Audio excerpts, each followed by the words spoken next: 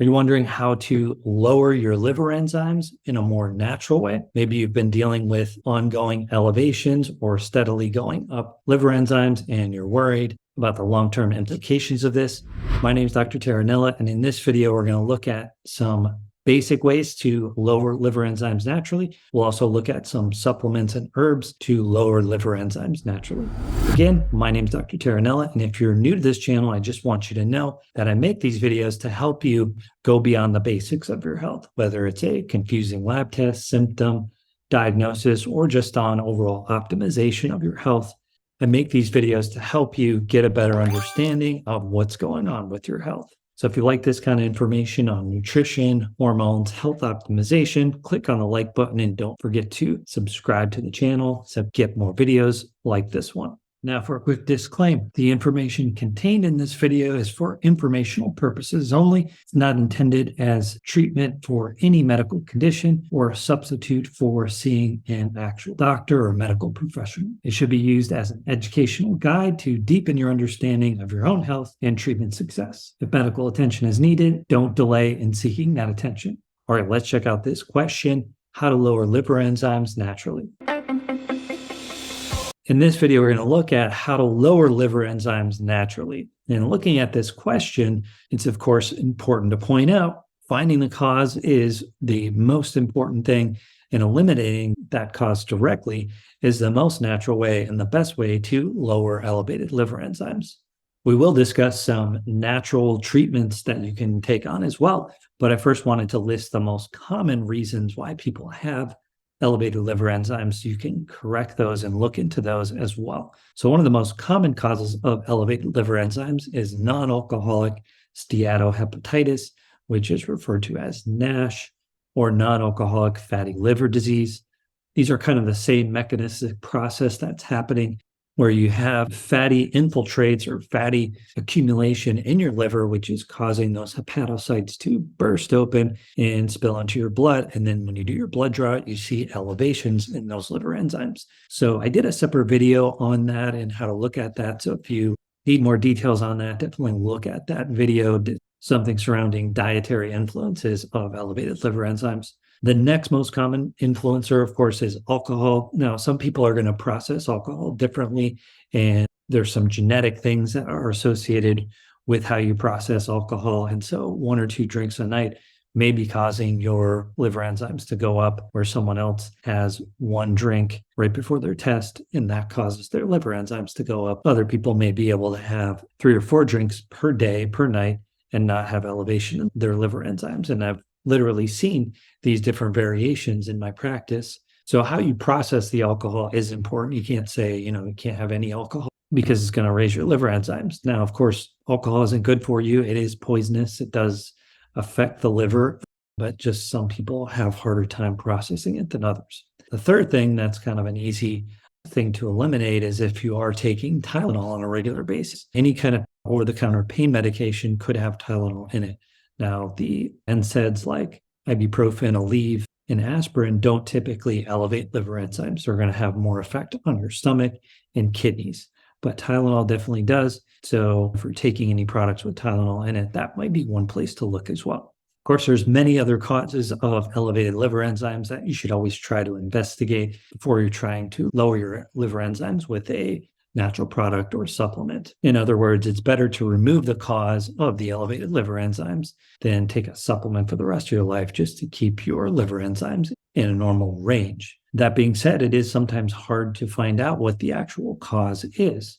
And I usually recommend dietary changes first, as this is the most common reason why people do have elevated liver enzymes, as I alluded to earlier. There's also the influence of exercise. Now, not all exercise is going to do this. It has to be particularly difficult, strenuous exercise, intense exercise right before you do your blood test, and that can raise your liver enzymes as well.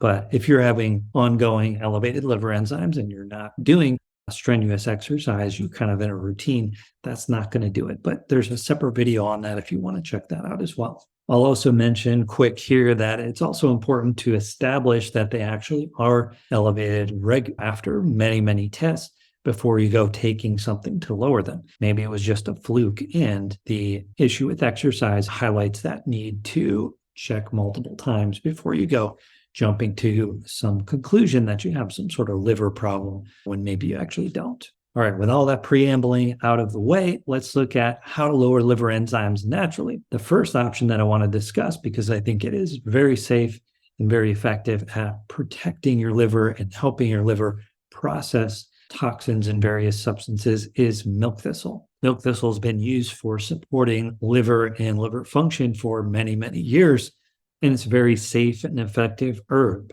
It does this by mainly protecting those liver cells and also increasing the amount of a substance called glutathione. And glutathione is one of the main things that our bodies use to detoxify. It also works as an antioxidant. So that's part of the protective capacity of milk thistle because it's increasing glutathione. But milk thistle also has a separate protective antioxidant effect independent of what it does with glutathione as well. There are many other herbs that support liver function and overall detoxification, so I'll just mention a few of them here.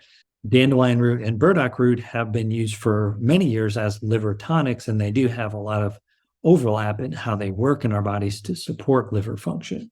Dandelion root helps with the production and flow of bile acids, which is needed for digestion of fat, but bile acids also contain toxins in our body, so it's going to help with the elimination of those toxins. In addition, dandelion root also has an antioxidant effect, so it can help from free radical damage in the liver. Dandelion root contains various antioxidants like flavonoids and phenolic compounds that help scavenge free radicals and reduce the oxidative stress in the liver. So by protecting the liver cells, similar to milk thistle, it helps reduce the damage to those liver cells. In addition, dandelion root seems to have some anti-inflammatory properties as well, which is probably related back to its protective and antioxidant effects. Burdock root, as I mentioned, has a lot of overlapping properties with dandelion root, and burdock also contains some antioxidants and helps protect the liver because of the antioxidants and also helps support bile production and flow. Then on the nutrient side, a very useful nutrient is called NAC or N-acetylcysteine. NAC is helpful to help support the liver because it is one of the key components of glutathione. Glutathione is made up of 3 different amino acids, and cysteine seems to be one of the limiting amino acids in most people. So adding in some NAC when there's liver problems going on can really help with the overall detoxification process. As I mentioned, glutathione is one of the main pathways that are used to eliminate toxins from our body. And when we're detoxing, there's basically 2 main phases of elimination. There's the first phase. It's an oxidative process that allows for those toxic molecules to be turned into less toxic, less damaging molecules. And that happens through cytochrome oxidase. The second phase is called conjugation, and that's where you put a different molecule on the toxin to help it get eliminated through the body, either through the bile acids or through the urine. And there's several different pathways that one can conjugate these molecules. There's sulfation, there's glucuronidation, there's glutathione, there's methylation, and there are others. These are the main ones, though. So as it relates to taking NAC and glutathione, the NAC helps with glutathione production, so you get more efficient elimination of those toxic molecules. So how'd I do? Did that help you better understand how to lower liver enzymes naturally? Hopefully it does. If you have follow-up questions on anything in this video or topic, drop it in the comment section. I'm happy to answer your question. Thanks again for watching. We'll see you next time.